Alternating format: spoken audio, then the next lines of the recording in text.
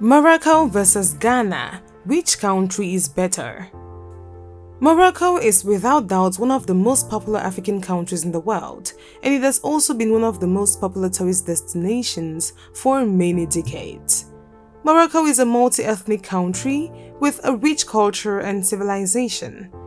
Despite the fact that Morocco has hosted various peoples throughout the years, from the ancient Phoenicians to modern-day France, its Berber community has kept its identity, withdrawing to the mountains when required. On the other hand, Ghana was the first place in sub-Saharan Africa where Europeans arrived to trade initially in gold, then in slaves. It was also the region's first Black African republic to attain independence from a colonial power.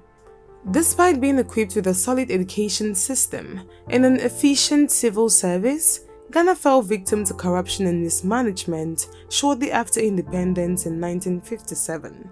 It is one of the continent's fastest growing economies, and it has made huge improvements in achieving and maintaining growth. So, which country do you think is better between Morocco and Ghana? Well, stay tuned as we compare these countries based on their geography, infrastructure, cost of living, and tourism. Hello Displorers, and welcome to another interesting video on the channel. Before we begin our comparison, if you're new here, don't forget to hit the subscribe button, click on the notification bell, and stick till the end to find out which city comes out victorious. Geography. Morocco is a nation in northern Africa that borders the North Atlantic Ocean and the Mediterranean Sea, sandwiched between Algeria and the annexed Western Sahara. It is one of the only three countries with both an Atlantic and a Mediterranean coastline. It is bound on the north by Spain, on the east by Algeria, and on the south by Western Sahara. Because Morocco controls the majority of Western Sahara, the country's unofficial southern border is with Mauritania. Morocco's geography ranges from the Atlantic Ocean to hilly areas and the Sahara Desert. The majority of the country's southeastern region is covered by the Sahara Desert, making it sparsely inhabited and economically unproductive. Agriculture is supported by the rich coastal plains, and the forests cover roughly 12% of the area, while arable lands account for 18% and 5% is irrigated. The climate varies greatly, ranging from Mediterranean near the coast to high heat and cold in the interior, which is hilly or desert. Rainfall occurs from October through May with dry summers. Rainfall ranges from 38 to 74 centimeters in the north, but just 10 centimeters on average in the Sahara. As for Ghana, it is bordered on the west by the Ivory Coast, on the north by Burkina Faso, and the east by Togo, and on the south by the Atlantic Ocean.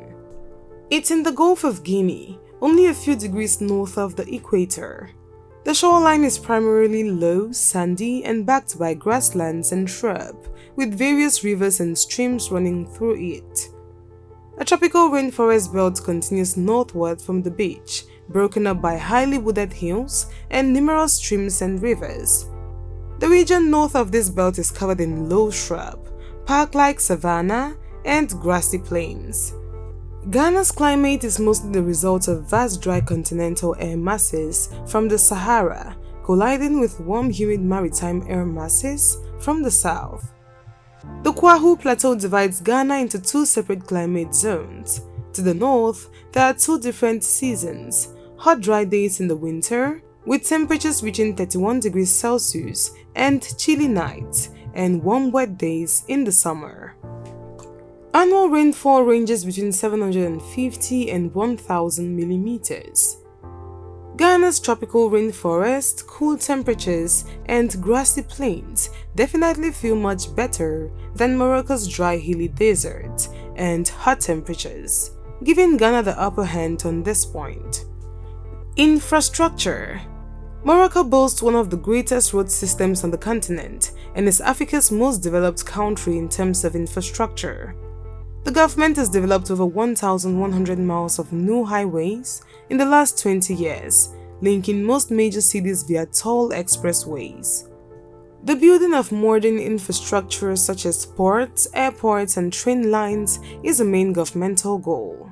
The Moroccan Ministry of Equipment, Transport, Logistics, and Water expects to spend $9.6 billion to develop an additional 3,380 kilometers of expressway and 2,100 kilometers of motorway by 2030.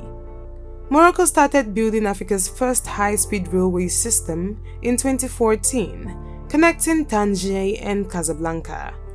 The Moroccan government has initiated a project to develop a solar thermal energy power plant, and it is also exploring the usage of natural gas as a possible source of revenue for Morocco.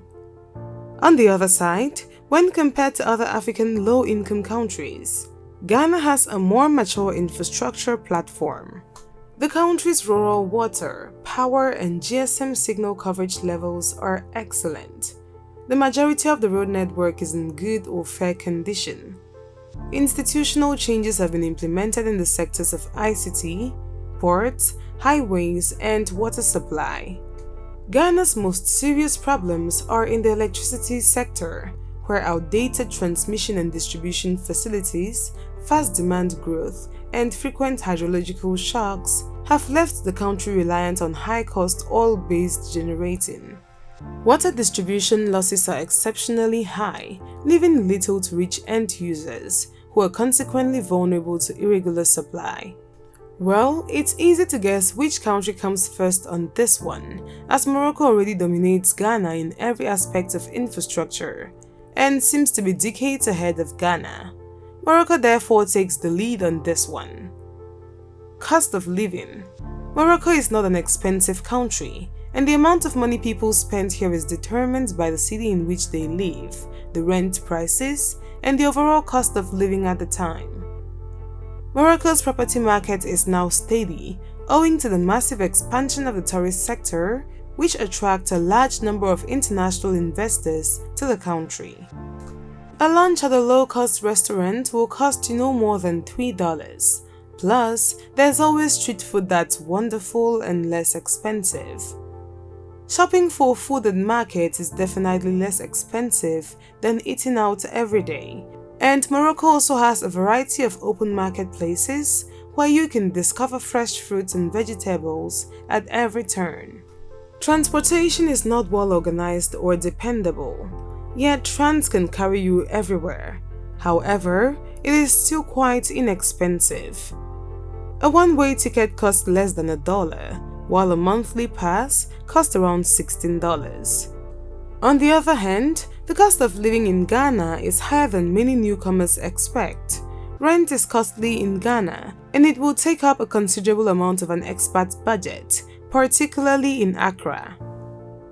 As the country develops and more multinational corporations establish headquarters in Ghana, the foreign community is fast increasing.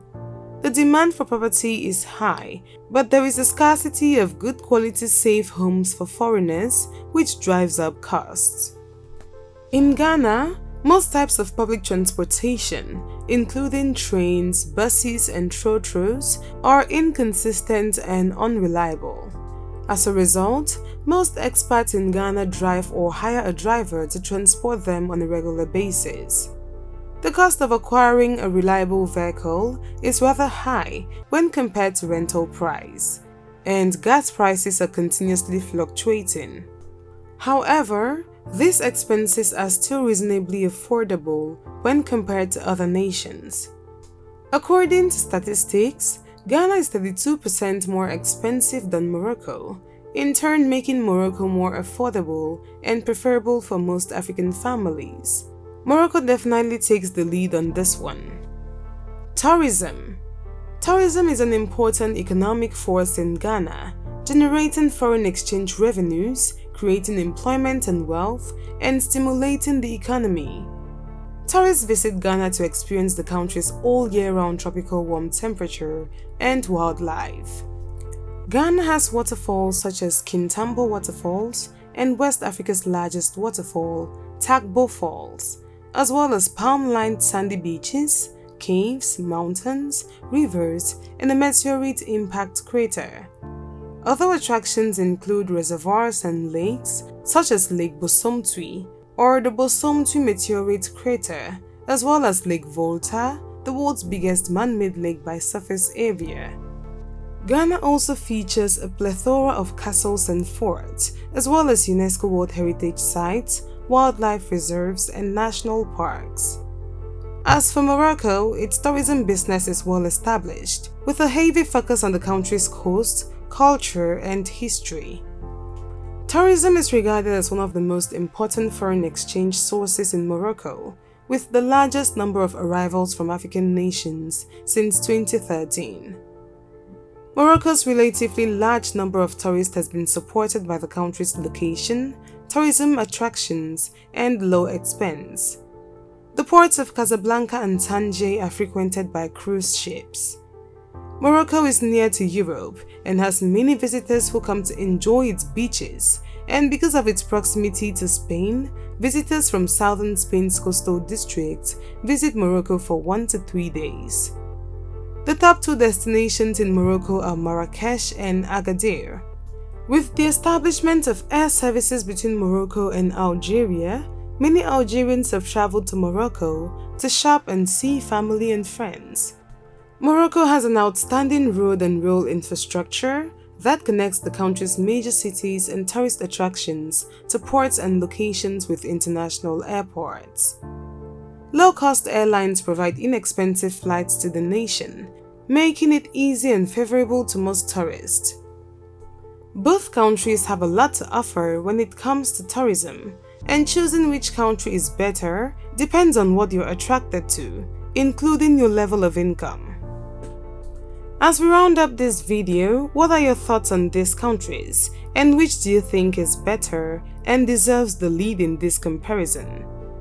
If you haven't subscribed already, now will be a good time to do that. Give us a like if you enjoyed the video and turn on notifications so as to be notified on our future uploads. Thanks for watching.